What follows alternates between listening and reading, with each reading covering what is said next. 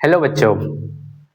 तो आज पढ़ेंगे हम लोग हिंदी क्लास 12। चाहे साइंस हो, आर्ट्स हो, कॉमर्स हो, सभी के लिए हिंदी अनिवार्य रहती है। तो उसमें हम पढ़ेंगे हिंदी का पहला चैप्टर बातचीत। बातचीत में मुख्यतः पढ़ने में बहुत मजा आएगा। हिंदी जैसा सब्जेक्ट हो और मजा ना आए, ये कभी हो नहीं सकता। और हिंदी पढ़ने और कहानी पढ़ने में तो बात ही अलग है। मस्त ईयरफोन लगा लो और सुनते रहो। तो इसमें क्या करना है ना कि बातचीत हम लोग शुरू कर रहे हैं, पर बातचीत में समझ लेते हैं कि बातचीत में सीखेंगे क्या। इसमें बताया जाता है कि बातचीत का असली मजा क्या है। क्या सच में 10 लोगों के बीच बातचीत करनी चाहिए कि या खुद से बात करनी चाहिए, और खुद से बात करनी चाहिए तो कैसे करनी चाहिए। क्या हम अपनी बातें सबको बता दें, बताने से क्या होती है, और कोई अगर किसी से हम बात ना करें, अगर ये बात करने की एक कला ही नहीं होती तो क्या होती।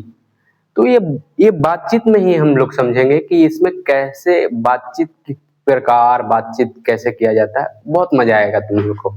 उससे पहले हम इनका जो बातचीत लिखे हैं बालकृष्ण भट्ट, उनके बारे में थोड़ी सी जान लेते हैं, क्योंकि अगर इनके बारे में ना जानेंगे तो इनसे भी परीक्षाएं आती है, क्वेश्चन आती है परीक्षाएं में।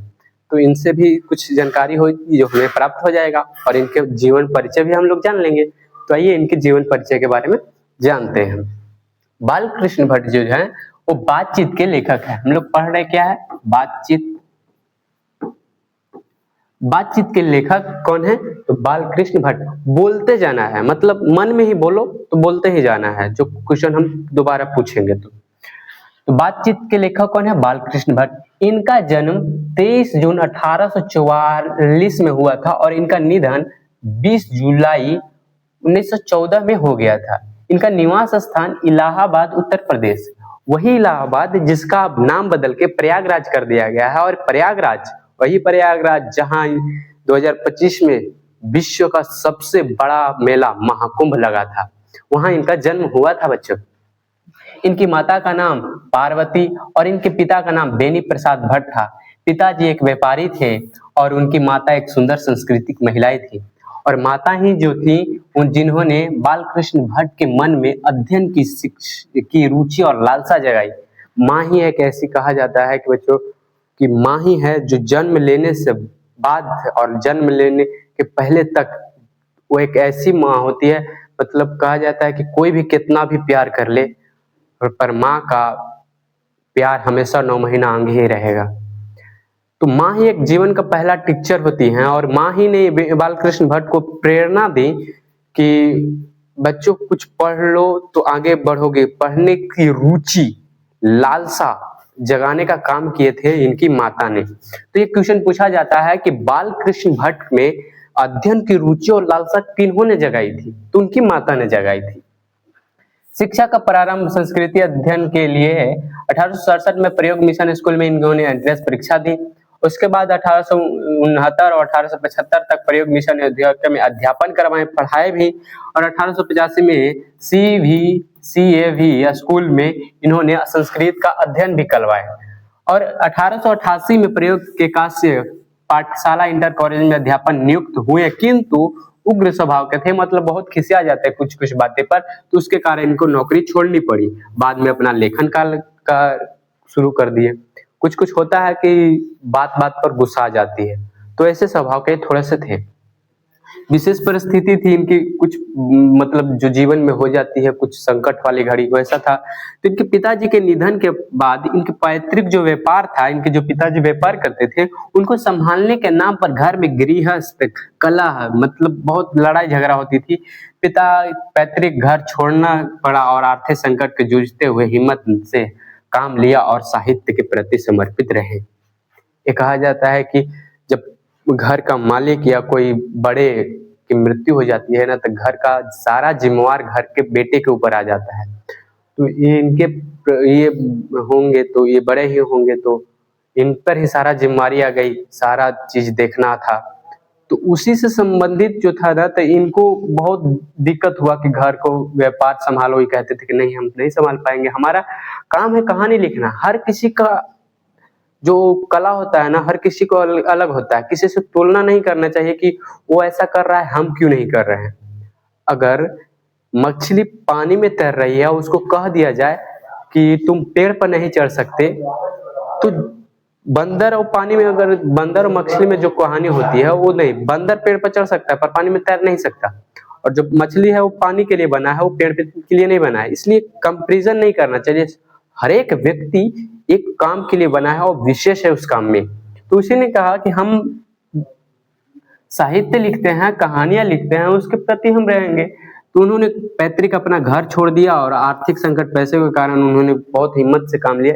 इसलिए अपना है काम भी हिम्मत से लेने की कोशिश करना चाहिए, कभी अपने आप को अकेला और डिमोटिवेट नहीं होने देना है। भारतेंदु हरिश्चंद्र की प्रेरणा से हिंदी वर्धनी सभा का प्रयोग की ओर 1877 में हिंदी प्रदीप्त नामक मासिक पत्रिका निकाले और इन्होंने इसे 23 वर्षों तक चलाते रहे। हिंदी प्रदीप्त पत्रिका निकाले और इसे 23 वर्षों तक चलाते रहे। कितने वर्षों तक? तो 23 वर्षों तक। निम्नलिखित में से निम्न रूप से सामाजिक, साहित्य, नैतिक, राजनीतिक विषयों पर निबंध लिखते रहे। 1881 में वे वेदों की पूर्ण युक्ति समीक्षा, 1886 में लाला श्रीनिवास दास, यहाँ है श्रीनिवास दास के स्वयंता स्वंगर की कठोर आलोचना उन्होंने किया। तो एक क्वेश्चन पूछा जाता है कि जो संयुक्ता स्वयंवर है किसकी रचना है? तो ये श्रीनिवास दास की जी की है, याद रखना है। बहुत कठोर आलोचना किया कि मतलब थोड़ा सा कुछ खराबी होगा उसके कारण ये बालकृष्ण भट्ट ने बहुत आलोचना उन्होंने की। आलोचना मतलब उसमें गलतियां ढूंढना। उन्होंने बहुत गलतियां उन्होंने ढूंढने का प्रयास किया और बहुत ढूंढ लिए। उनके बाद कुछ उनकी रचनाएं होती, तो उनकी रचनाएं देखते हैं।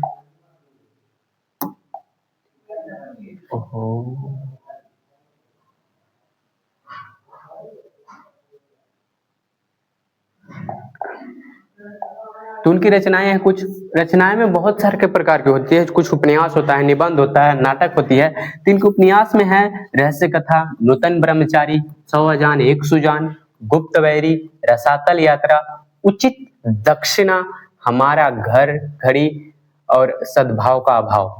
और इनकी कुछ नाटकें भी हैं, पद्मावती, कीर्तार्जुनी, वेणी संहार, शिशुपाल वध, नंदी इत्यादि इत्यादि। जो महत्वपूर्ण था वो बोलते जाएंगे।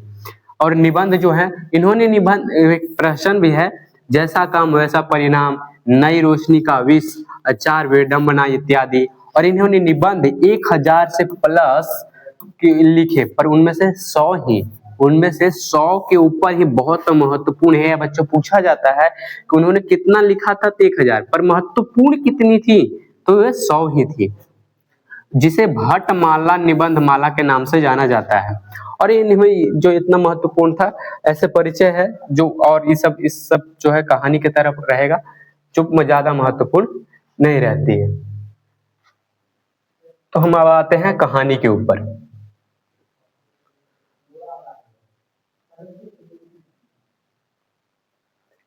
तो अब हम लोग आते हैं कहानी के ऊपर।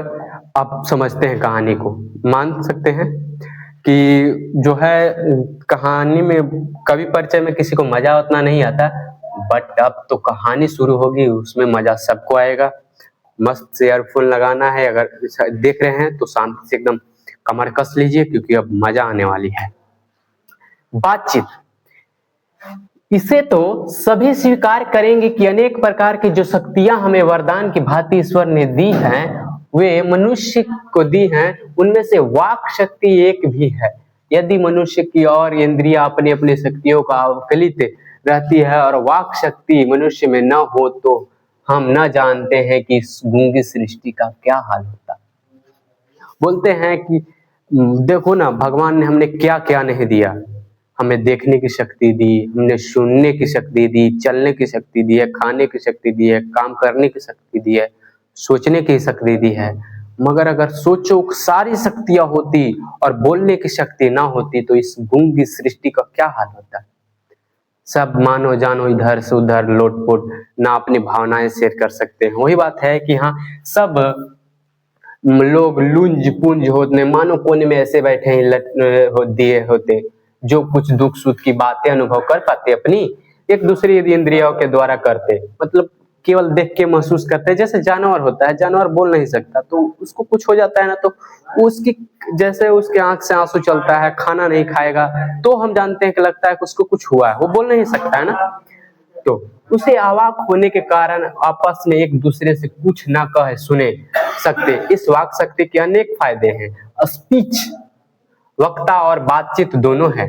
स्पीच मतलब बातचीत करने का तरीका बता रहा है कि एक होता है जो नेताजी भाषण आएंगे, भाषण आके बोलेंगे कि हेलो जनता जनार्दन जी, ऐसे ऐसे करके मतलब पूरी तरह से भाषण की एक होती है। तो स्पीच वक्ता बातचीत दोनों होते हैं, किंतु स्पीच से बातचीत का ढंग ही निराला है। मतलब बातचीत और स्पीच एकदम दोनों अलग है। बातचीत और स्पीच दोनों, बातचीत में मजा आता है, स्पीच थोड़ा है कि उत्साह और जोश पैदा करेगा। बातचीत में वक्ता को नाज नखरे जाहिर करने का मौका नहीं दिया जाता।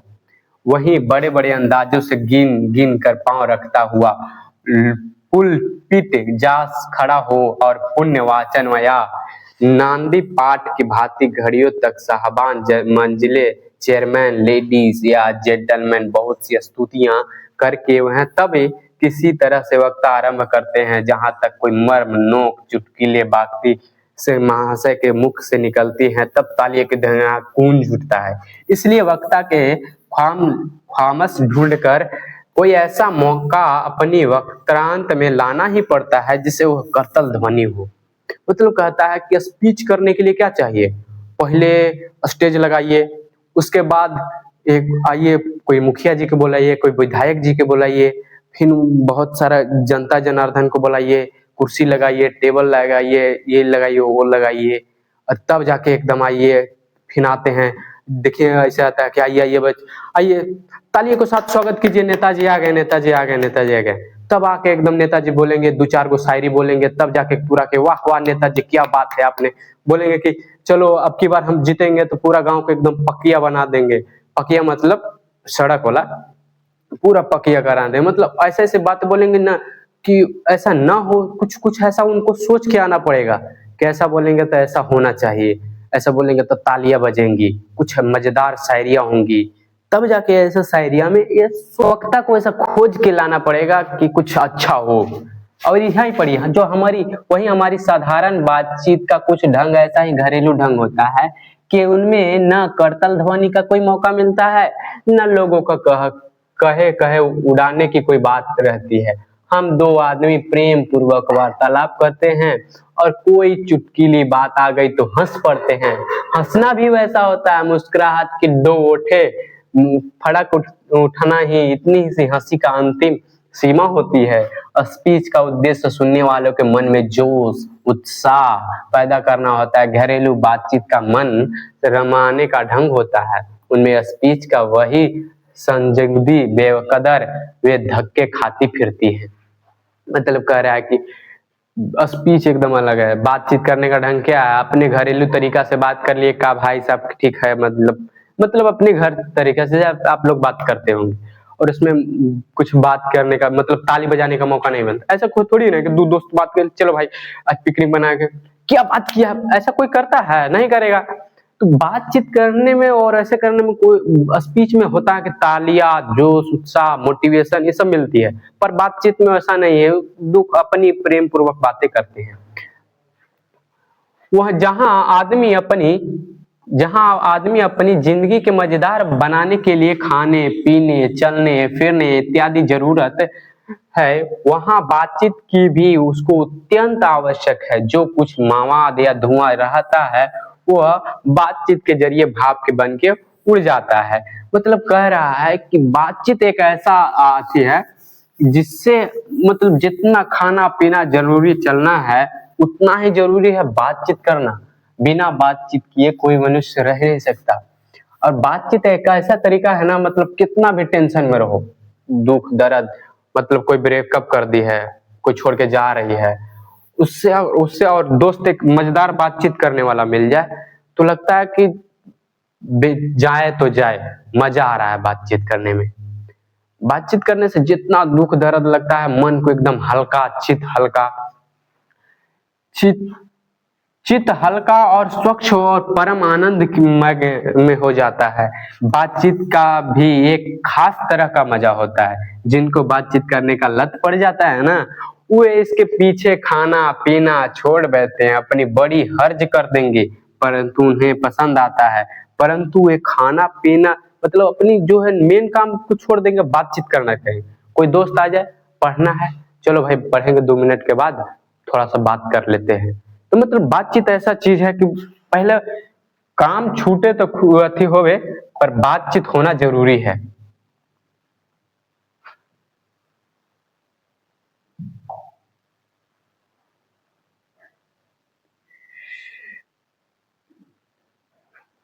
बातचीत होना जरूरी है। इसके बाद इस खास तरह से होते हैं, बड़े हर्ज कर बैठते हैं और उन्होंने अपने पसंद आता है, पर वे बातचीत का मजा नहीं खोना चाहते। रॉबिन्सन क्रूसो, यहाँ से एक आदमी का नाम आता है। रॉबिन्सन क्रूसो का किस्सा बहुत लोगों ने पढ़ा होगा, जिसने 16 वर्षों तक मनुष्य का मुंह नहीं देखा। कुत्ता बिल्ली आदि जानवरों के साथ बीच में रहते 16 वर्ष के उपरांत उसने फ्राइडे भी एक आदमी का नाम है, फ्राइडे के मुख से एक बात सुनी। यद्यपि उसने अपनी जंगली बोली में कहा, उसने कुछ जंगली बोली में, एक रॉबिन्सन क्रूसो एक आदमी था, वो मतलब इस दुनिया मतलब आदमी की दुनिया से एकदम अलग ही था। कुत्ता जानवर जंगल में रहता था, 16 वर्षों तक वह जंगल के साथ मतलब मनुष्य के साथ रहा ही नहीं। उसके बाद एक कोई नया बात सुना तो लगा कि उसको लगा कि क्या जिंदगी है, इन लोग तो लगता है कि एकदम नया जन्म हुआ है हमारा। ऐसा रॉबिन्सन क्रूसो अपनी जंगली भाषा में ही बोलता था, क्योंकि वो इंसान के साथ तो रहता नहीं, इसलिए वो हमारी भाषा जान नहीं पाएगा, इसलिए उसने जंगली भाषा में कहा और उसको हम लोग ट्रांसलेट करके ऐसा मतलब निकाल लिए। आगे बढ़ते हैं। रॉबिन्सन क्रूसो को ऐसा आनंद हुआ कि मानो उसने नए सिरे से फिर से आदमी का चोला पाया है। इससे सिद्ध होता है कि मनुष्य की वाक शक्ति मतलब बोलने की शक्ति कहां तक लुभा लेने की ताकत होती है, जिसमें केवल पत्र व्यवहार, जिसने मतलब ऐसा कह रहा है कि जिसने कभी पत्र व्यवहार से कभी एक बार भी साक्षात्कार नहीं हुआ, उसे अपनी प्रेमिका से बात करने की कितनी लालसा होगी। मतलब कोई कह रहा है कि कोई है जिसकी मतलब आपकी वो, तो कभी मान लिया जाए कि कभी आप पत्र से बात किए हो, लेटर से, जो पुराना जमाना में चलेला। अब तो ये वाला हेलो बाबू गुड मॉर्निंग गुड, ये तो दिन रात चलता रहता है। तो पहले जो चलता था, तो पहले लेटर से मतलब उसको हम कभी नहीं देखे हैं, तो उसको देखने के लिए लगेगा कि बार बार हम मैसेज में लिखे का आइबू ना, हम यहाँ परिपार में इंतजार करता नहीं। तो मतलब हर लेटर में हम सोचेंगे कि मिल जाए, उनसे सामने बात हो तो नजर से नजर मिलेगी और मजा आएगा बातचीत करने में। तो ये यहाँ कर रही है, मतलब बातचीत की अब मतलब उसकी लालसा तक बता रही है। अपने अभियंता का भाव पूर्वक दूसरे का प्रकट करना और उसका आशय अपने ग्रहण कर लेना शब्दों का ही द्वारा हो सकता है। सच है, जब तक मनुष्य बोलता नहीं तब तक उसका गुण और दोष का प्रकट नहीं होता। बेन जॉनसन का कहना है कि बोलने से ही मनुष्य का साक्षात्कार होता है। जो बेन जॉनसन जी एक वैज्ञानिक हैं, उन्होंने कहा कि जब तक कोई बबुआ बोली ना, ओकरा के पहचान ना हो कि कैसन हुआ। मतलब बोल ही से पहचान होता है कि कैसा वो सामने वाला है, सामने वाला कैसा है। तो बोलने से ही पहचान होती है कि कैसा है। बहुत ही उचित जान पड़ता है, इस बातचीत की एक सीमा 2 से लेकर वहां तक रखी जा सकती है जहां तक उसकी जमानत मीटिंग हो, सभा ना समझ ली जाए। एडिसन का मत है कि असल बातचीत तो सिर्फ 2 लोगों में ही होती है। बोल रहा है कि बातचीत तो 1 से 2 से 3 से जितना मन करे, तुम्हारा जितना पावर है उतना तक कर सकते हो। मतलब कभी कभी दोस्तों के साथ लड़ाई होती है ना, तो एक कॉल उठाते हैं, चलो दोस्त हेलो। कोई किसी का दोस्त 10 आता है, किसी का दोस्त 50 आता है, जिसका जितना औकात रहता है उतना वो जमा कर लेता है। तो बातचीत वैसा ही है कि 2 मिनिमम तो 2 होगी, पर अधिकतम जितना उसकी जुटाने की पावर होगी उतना में हो सकती है। पर एडिसन जैसे कहते हैं कि एडिसन का मत है कि असल बातचीत सिर्फ 2 व्यक्तियों के बीच हो सकती है, जिसका तात्पर्य हुआ कि जब 2 आदमी होते हैं ना, तब अपना दिल एक दूसरे को खोल कर सामने खोल देते हैं। जब 3 हुए तो वह 2 बातें कोसों दूर चली गई। कभी कहाँ कभी 6 कोनों में पड़ी बात खुल जाती है। ऐसा कहा जाता है कि 6 कोनों में बात खुल जाती है। दूसरों का या किसी तीसरे आदमी का आ जाता ही वे दोनों अपनी बातचीत निरस्त कर देते हैं या उसे निपट मूर्ख ज्ञानी समाधान बनाने लगते हैं। मतलब ऐसा कह रहा है कि मान लो कि 2 लोग बात कर रहे हैं, अब कुछ ऐसा पर्सनल चीज था जिसे बात करते रहे। अब बात कर रहे हैं का दोस्त नया साल आ गइल बा, चले के पिकनिक मनावे, पिकनिक में का बनाइब। अब कोई मान ले कि दूसरा आ गइल, तो दूसरा जैसे ही आई ना वैसे ही ई बात के एकदम छपा चल के, हाँ कल से क्लास स्टार्ट होने वाला है दोस्त, तनी सु पढ़ने के लिए मजा, मतलब ऐसा लगेगा ना कि बात एकदम कोसों दूर भगा देगा। यह एक बैक चुप हो जाएगा कि एकदम काचे बतिया रहा था ना, कुछ नहीं ऐसे ही बतिया रहे थे। मतलब उसको बताना नहीं जाए। ऐसा कहा भी जाता है कि 6 कानों में बात पड़ी बात कहीं ना कहीं खुली जाती है, तो बताना नहीं चाहता। ऐसा जैसे गरम एक मिनट बच्चों, इसको मिटा लेते हैं।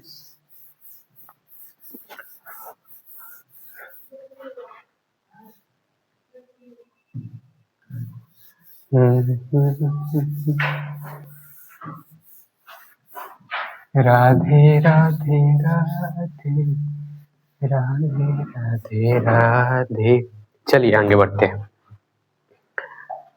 वही बोल रहा है कि जैसे गरम दूध और ठंडा पानी एक दूसरे का साथ रख देंगे, जैसे गरम दूध और ठंडा पानी को एक बर्तन के पास सटाकर रख दे जाए तो एक का असर दूसरे के ऊपर पहुंच जाता है, अर्थात दूध ठंडा हो जाता है और पानी गर्म हो जाती है। वैसे ही 2 आदमी के पास जब एक दूसरे के पास बैठते हैं ना, तो गुप्त का असर पहुंच जाता है, चाहे एक दूसरे को देखे भी नहीं। तब बोलने का कौन कहे, एक के शरीर के विद्युत दूसरे में प्रवेश करने लगती है, और जब पास बैठने का इतना असर होता है तो समझो कि बातचीत करने में कितना अधिक असर होगा। इससे कौन न स्वीकार करेगा। अस्तु अब इस बात को 3 आदमियों के साथ के देखना चाहिए। मानो एक त्रिकोण सा बन जाता है, तीनों के चित्त, तीनों के कोण और तीनों की मनोवृत्ति प्रसरण धारा के मानो उस त्रिकोण 3 रेखाएं गुपचुप असर उन तीनों के परस्पर हो जाती है।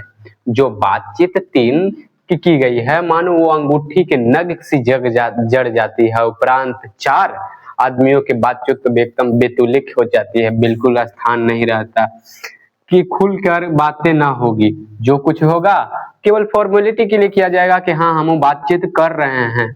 गौरव और संजीदगी के लक्ष्य में इतनी हुई होगी। 4 से अधिक की बातें चीतें तो केवल राम रमोल के लिए होती है। तो कहता है कि बातचीत हो, जैसे जैसे आदमियों की संख्या बढ़ती है, तो केवल अगर 4 गो आदमी बैठल है तो कहेगा कि हाँ बोलो तुम, तो बोलेगा हाँ हाँ ठीक है बोलो। मतलब वो बातचीत करने का अंदर से इच्छा ना रहेगा, केवल फॉर्मेलिटी के लिए कि हाँ वो बबुआ बैठल बारे के बात करता नहीं, तुम ओकरा अंदर के आत्मा ना रही, ध्यान ना रहेगा। और 4 लोगों की बात तो केवल राम रमोल ऐसे खाली पियकर जैसे, मतलब बौरा जैसे नहीं बकेगा, हाँ वो कुछ बोलेगा तो वो कुछ बोलेगा, वो कुछ बोलेगा, मतलब मजा नहीं आएगा।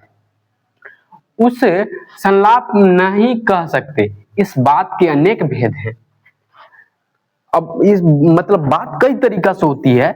अब वही में बहुत सारा बातचीत होगा तो मजा नहीं आता, वही कम लोगों की बात। जैसे मैं कुछ उदाहरण दिया है कि अगर इन लोग के बीच बात होती है तो मजा ज्यादा आता है।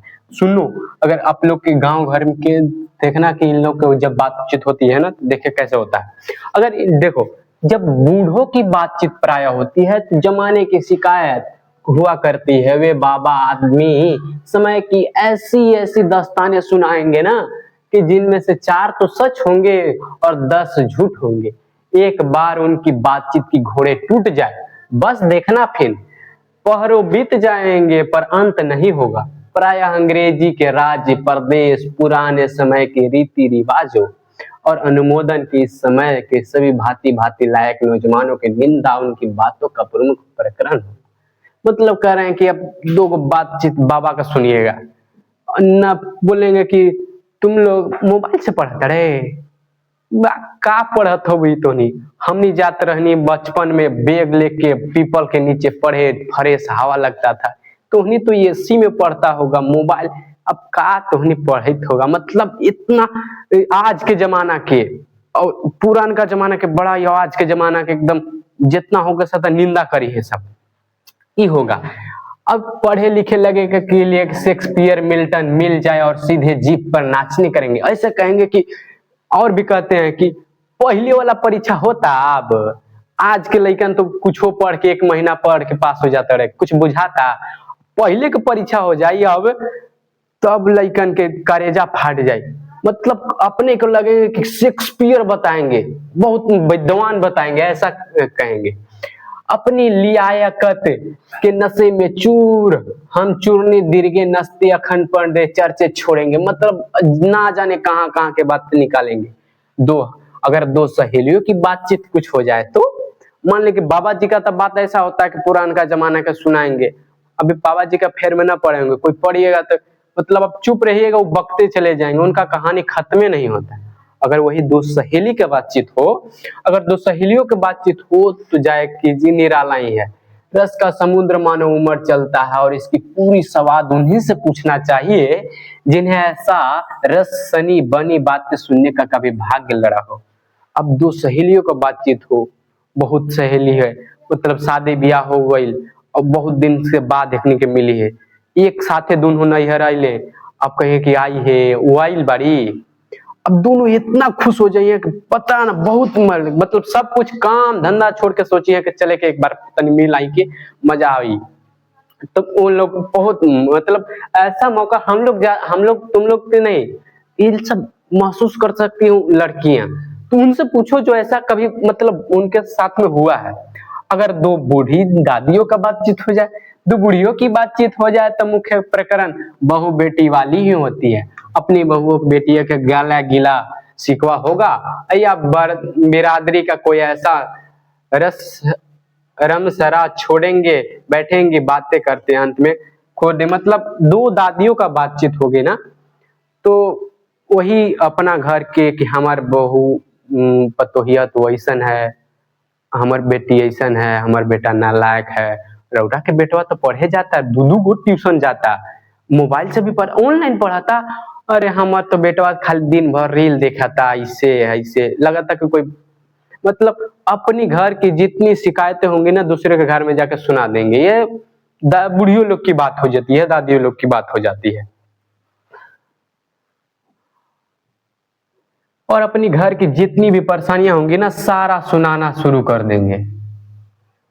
और आगे बढ़ते हैं, निकालने लगे लड़कों की बातचीत, और जो है लड़कों की बातचीत खिलाड़े हुए तो अपनी अपनी तारीफ करने के बाद कोई सलाह ठोकेंगे जिससे उनकी अपनी शैतानी जाहिर करने का पूरा मौका मिले। स्कूल में लड़कों की बातचीत का उद्देश्य अपने उस्ताद की शिकायत या तारीफ या अपनी सहपाठियों के किसी गुण या अवगुण का थकेपन होता है। वही बोल रहा है कि अगर लड़का बातचीत करे तो, अगर लड़का बातचीत करेगा तो अपनी कुछ ऐसा चीज कहले रहेगा जेकरा में लगेगा कि महारत का, जैसे मान ली कि अब तुम लोग 10वीं में अच्छा खासा नंबर ले हो तो दोस्तों के साथ बोलता हमारा तो 400 नंबर आया था, तुम लोग पढ़ो ठीक से एकदम मस्त से, मतलब धौंस जमाएगा। तो ऐसा होता है। और चाहे चाहे ऐसा हो सकता है कि अरे हमार तो एक दोस्त था, मतलब चाहे तारीफ भी करेगा बुराई भी कर सकता है, ये लड़कों की बातचीत हो जाती है। पढ़ने में कोई लड़का तेज हुआ तो कभी अपने सामने दूसरे को कुछ न गिनेगा, एकदम मैं कहेगा कि हम तो हैं से कोई है ये नहीं है, ऐसा सुस्त और बोदा हुआ दबी बिल्ली के का स्कूल भर में अपना गुरुजी के ही मानेगा, मतलब कहेगा कि गुरुजी जैसन, हाँ गुरुजी हैं वैसे हम ही हैं, मतलब पढ़ने में तेज होगा तो कहेगा कि गुरुजी तो ऐसे ही है, मतलब हैं गुरुजी से ज्यादा तो हमको आता है, खाली गुरुजी नाम के हैं वो, मतलब हमको आता है सबसे ज्यादा, मतलब अपना बहुत जनाएगा। इसके अलावा बातचीत की और बहुत सारे किस्में हैं, मतलब दादा दादी फुआ और सारे बहुत सारी हैं जो बातचीत करती हैं। राजकाज की बातचीत, व्यापार की बातचीत, दो मित्रों के प्रेम लाभ, मतलब दो मित्र अपन अपन के बारे में बताई हैं सर कि का हुई कि हमारे वाली ऐसा है, मतलब हमारे वाली के नया नया साल में तोहरा के गिफ्ट दिले बारी रे। ना यार, अरे हमर वाली के तो साला जूता, चप्पल, जीन्स, ग्रीटिंग कार्ड ऐसा ऐसा दिले कि कहीं हमने देखनी ना जा। तो मतलब दोस्तों की बातचीत एकदम मस्त अलबेले होते हैं, प्रेम लाभ होगी ना तो और ऐसा ऐसा होगा ना कि मतलब हंसते हंसते पेट खुल जाए दूसरे का सुनने वाले की। हमारे देश के अशिक्षित लोग बेतकही होती है, लड़की लड़के वाले की ओर से एक के एक आदमी बिचवई होकर दोनों को विवाह में संबंधित को बातचीत करते हैं। उस दिन के बिरादरी वाले को जाहिर कर दिया जाता है कि वे अमुक और लड़की का अमुक लड़के के साथ विवाह का पक्का हो गया है। मतलब बातचीत करने का, अगर कोई शादी होता है तो शादी करते हैं तो एक मतलब बिचोई मतलब कहते हैं कि अगुआ है तो दोनों उधर कुछ लड़का का अच्छा बातचीत बताएगा, कुछ लड़की का अच्छा चीज बताएगा, दोनों को शादी करवा देती है। और हो सकता है तो ऐसा भी कहेगा कि बगल वो लड़किया उकर सहेली एको न पढ़ली बिया और लड़कियां पढ़ ली लस, तो मतलब कुछ हो सकता है कि अब अगल बगल के सारे कुछ बिरादरी वाले मतलब बगल वाले के भी कुछ बात बता दे। रस्में बड़े उत्सव के साथ की जाती है। चाडू खाने की बात भी निराली होती है। निदान बात करने के अनेक प्रकार के ढंग होते हैं और बात करने का कोई तरीका एक नहीं है, बहुत सारा होती है। हम लोग आगे बढ़ते हैं।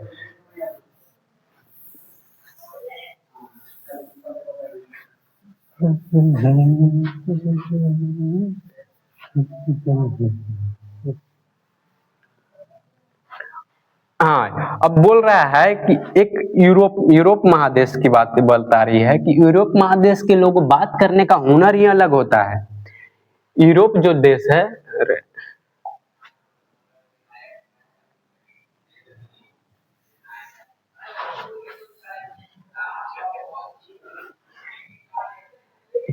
यूरोप यहाँ यूरोप लिखा है बच्चों।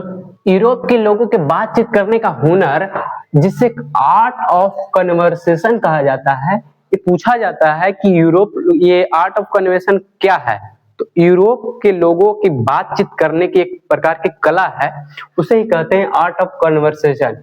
यहाँ तक बड़ा ही स्पीच का लेख और दोनों इसे नहीं पाते। इसकी पूर्ण शोभा काव्य कला प्रवीण विद्ध मंडली में है। ऐसे चतुराई से प्रसंग छोड़े जाते हैं कि जिसे सुनकर कानों की आहा अत्यंत ही सुख मिलता है। सुने गोष्ठी इसी का नाम है। सुदह गोष्ठी की बातचीत की या तारीफ की बातचीत करने वाला का लियाकत अथवा पंडिताई का अभिमान या कपट कहीं नहीं एक बात में भी प्रकट नहीं हो। मतलब यूरोप का बातचीत है ना, उनकी कला को बोलते हैं आर्ट ऑफ कन्वर्सेशन। मतलब ऐसा ऐसा बात बोलेंगे जिन सुनने के बाद लगे कि वाह क्या एकदम धरती पर नहीं, अब तो हम तो स्वर्ग में हैं, सुन क्या मजा आ रहा है। तो मतलब ऐसी बात नहीं, ऐसे ऐसे प्रसंग छोड़ते हैं कि सुनने के बाद मजा ही मजा आ जाए और उससे उनके बातों में कोई छल कपट नहीं लगेगा, मतलब दिल खोल के बात करते हैं।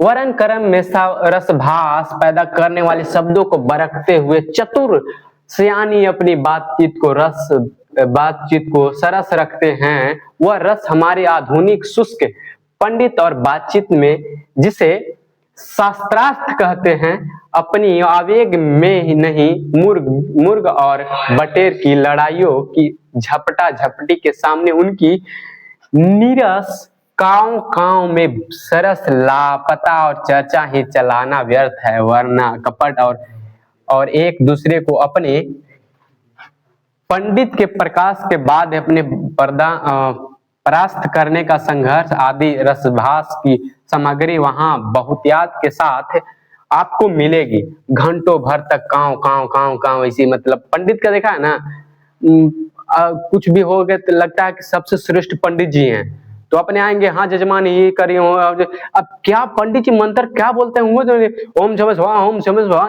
क्या बोलते हैं, मतलब काव काव काव काव ऐसे कौए जैसे चिल्लाते रहेंगे और अपना कुछ कुछ कुछ कुछ होगा नहीं।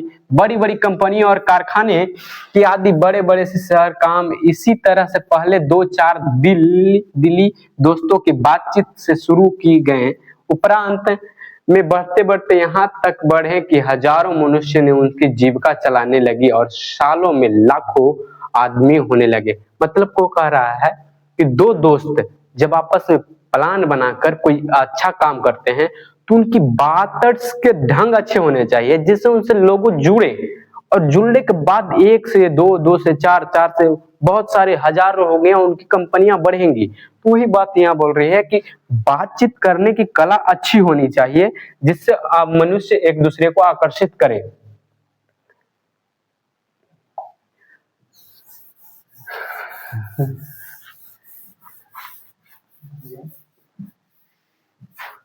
गाना आगे बढ़ते हैं। यहाँ तक हमने 12 बातचीत का हाल लिखा है जिससे दूसरों फकीर और होने का बहुत आवश्यक है, बिना किसी दूसरे मनुष्य के हुए जो किसी तरह संभव नहीं, और जो दो ही तरह पर हो सकता है, या तो कोई हमारे यहाँ कृपा करे या हम ही जाकर किसी कृतार्थ करें। मतलब बाहरी बातचीत करने का मतलब है ना कि बातचीत मान ली कि घर में हम अकेले रहे ना, अब हमरा के मन ना लगता तो हो सकेला कि हम आपके यहाँ आ जाएं या आप हमारे यहाँ जाए, कहीं तो जाना पड़ेगा।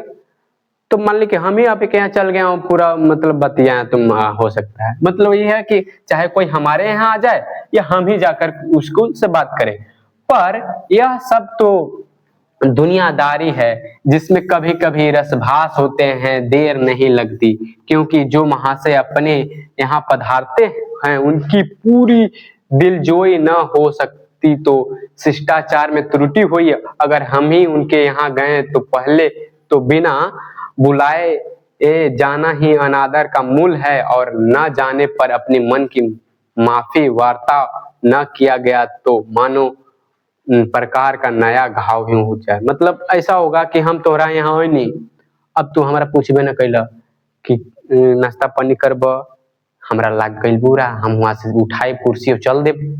अब मान ले कि तू हमारा यहाँ अला, हम तोरा बुलाएबे न कैनी, तो मतलब बुरा लग सकता है कि बिना बुलाए आ गया, हमको बात करने का मन नहीं था, तुम कहे आ गए।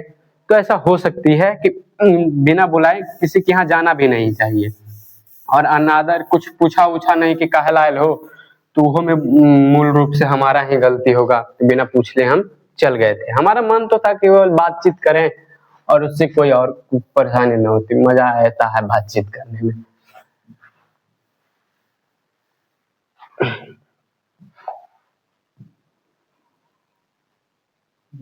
शिष्टाचार में अगर यहाँ हम गए तो यहाँ तक हो गया, आगे बढ़ते हैं। बस अब कुछ पल और उसके बाद खत्म।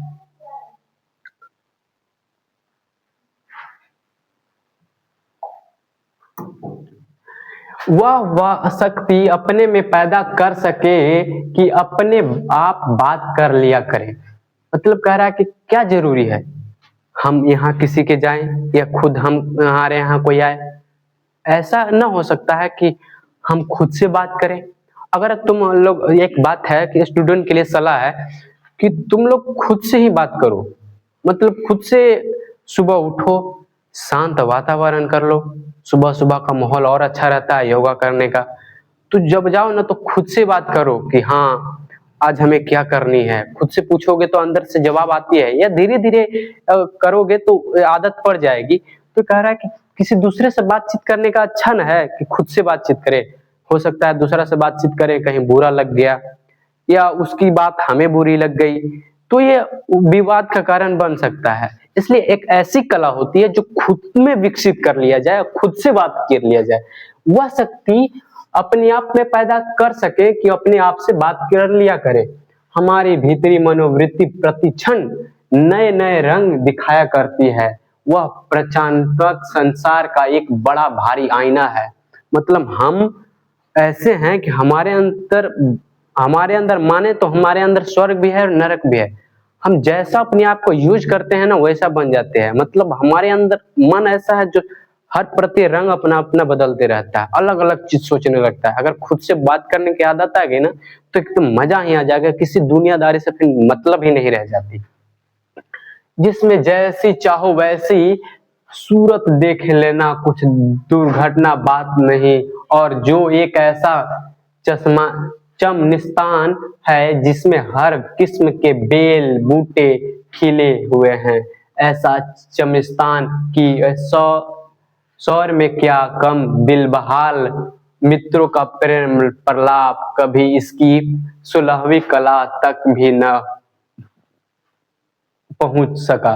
इसी सैर का नाम ध्यान और मनोयोग या चित्त का एकाग्रत करना है। जिस साधन को एक दो दिन का काम नहीं, वर्षों के अभ्यास के उपरांत यदि हमें थोड़ी भी अपनी मनोवृत्ति स्थिर करके अवाक होकर अपने मन के साथ बातचीत कर सके तो मानो अहोभाग्य। मतलब खुद से बात करना आसान तो नहीं है, बट अगर करते रहें, प्रयास करते रहें तो अपने आप से शांत होकर एकदम मस्त से शांत वातावरण रहे और खुद से बात करें। खुद से बात करने के अलग अलग सलाह अंदर से आवाज आता है, लगता है कि अंदर कोई महात्मा बैठल है, वो हमसे बात करेंगे। तो ये एक दिन के अभ्यास से नहीं होगा, पर अगर हम बहुत दिन अभ्यास करें और थोड़ा मोड़ा भी बात हो तो हमारा मान लेंगे कि हम सच में दुनिया के कुछ ही परसेंट होंगे जैसे इंसान होंगे। मतलब ऐसा सभी लोग नहीं होते जो खुद से बात कर पाते हैं। एक वाक शक्ति मात्र के दमन से न जाने कितने प्रकार का दमन हो गया। हमारी जिह्वा कतरने के समान सदा स्वच्छ चलती रहती है। उसके यदि हमने काबू कर लिया तो क्रोधान्वित बड़े बड़े अजय शत्रुओं का बिना प्रयास जीत अपने वश में कर लिया करेंगे। मतलब वाक शक्ति तो भगवान ने दी है, बोलने की शक्ति दी है, ठीक है, पर इंसान अपना हद भूल जाता है, बोलते चला जाता है, बोलते चला जाता है, जहां जो नहीं बोलना चाहिए वो भी बोल देता है। तो अगर ऐसी कला हम में विकसित हो जाए कि खुद से बात करना शुरू कर दे तो ये दुनियादारी में हम ना बोलना ही, जीभ का उपयोग करना ही बंद कर देंगे। मतलब काम से कम रहेगा। और कितना बड़ा बड़ा शत्रु होंगे, जैसे रावण, कुंभकर्ण। कुंभकर्ण नहीं, कुंभकर्ण तो बहुत अच्छे थे, वो भाई के लिए ही समर्पित हो गए।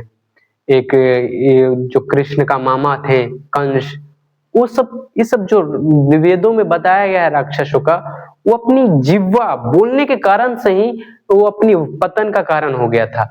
तो अगर ऐसा हो जाए कि अपने वश में कर लें तो हम जो चाहेंगे वही बोलेंगे।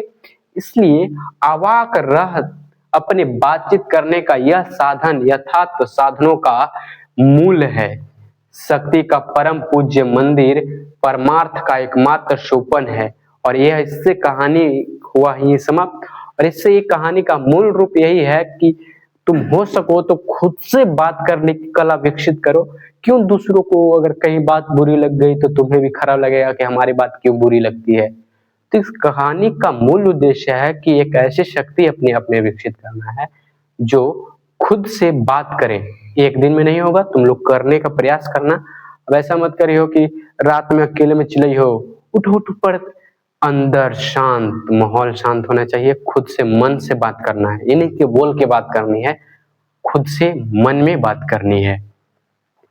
इसके कुछ क्वेश्चन भी होंगे, तो क्वेश्चन भी देख लेते हैं कि क्या पूछता है क्वेश्चन में। अच्छा, यहाँ पर छूट गया एक क्वेश्चन।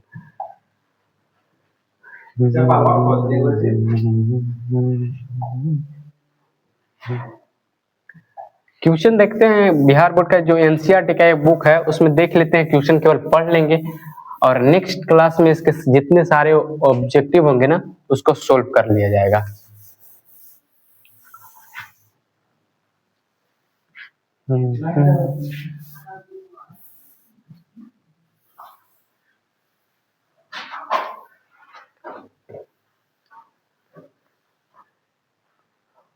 राधे राधे।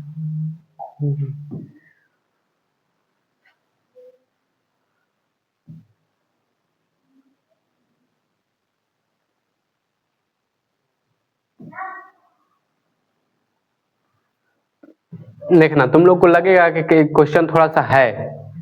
बोल रहा है पहला क्वेश्चन कि अगर हमें वाक शक्ति ना होती तो बताओ क्या होता है इस संसार का, मतलब वाक बोलने की शक्ति ना होती तो क्या होता है। तो शुरू में पढ़े थे तो वाक शक्ति नहीं होती तो मानो इस संसार का क्या आता, लुंज पुंज जैसे एक कोने में कोई बैठा हुआ ऐसे। बातचीत के संबंध में बेन जॉनसन और एडिसन का क्या विचार थे, ये भी पढ़ लिए। आर्ट ऑफ कन्वर्सेशन क्या है, ये भी पढ़ लिए। यूरोप के लोगों की बातचीत करने की कला है। मनुष्य की बातचीत का उत्तम तरीका क्या हो सकता है और इसके द्वारा वह कैसे अपने लिए स्वार्थ और नवीन संसार की रचना कर सकता है। ये लास्ट का पॉइंट है जो बताए थे कि खुद से बात करने की। बातचीत के जरिए उत्तम तरीका यही हो सकता है कि कोई मनुष्य खुद से बात करे और एक जैसा चाहे वैसा कल्पना कर सकता है। कुछ व्याख्या करने की आती है। हमारे भीतर मनोवृत्ति प्रतिक्षण नए नए संसार दिखाया करती है और प्रचारात्मक संसार का एक बड़ी भारी आईना है जिसमें जैसे चाहे वैसे सूरत दुर्घटना बात, मतलब खुद से बात करने का है, जो जैसा मन करे वैसा कर सकते हैं। तो ये लाइन कहाँ से है, तो बातचीत से है। सच है जब तक मनुष्य बोलता है तब तक उसका गुण दोष प्रकट नहीं होता है, ये भी पढ़ लिए। इस पर निबंध लिखना है।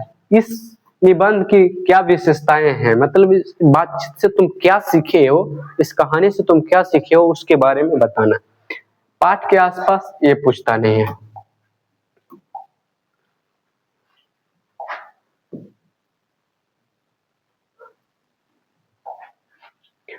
आप किनसे बातचीत करना सर्वाधिक पसंद करते हैं, उनकी बातचीत कल्पना अपनी डायरी में नोट कर। ये जरूरी नहीं है। ये जो थे ना 4-5 क्वेश्चन, यहाँ से यहाँ तक क्वेश्चन जो है ना ज्यादा उपयोग है। यहाँ से यहाँ तक 6 तक, यहाँ से यहाँ तक। तो हम इसका नेक्स्ट वीडियो में ऑब्जेक्टिव का हाँ, और एक पहला एक क्वेश्चन देते हैं, बहुत सा नॉर्मल सा क्वेश्चन रहेगा, उसका कमेंट में तुम लोग आंसर जरूर देना और देखते हैं अगर कोई कहानी ठीक से सुनता होगा तो जरूर देगा। बाल कृष्ण भट्ट के माता का नाम क्या था, उनकी माता का नाम क्या था, ये जवाब तुम लोग को कमेंट में दे देना है। और इसके नेक्स्ट वीडियो में हम सारे ऑब्जेक्टिव जितने हो सकते हो उसके ऑब्जेक्टिव और सब्जेक्टिव दोनों को कवर कर लेंगे। तो थैंक यू।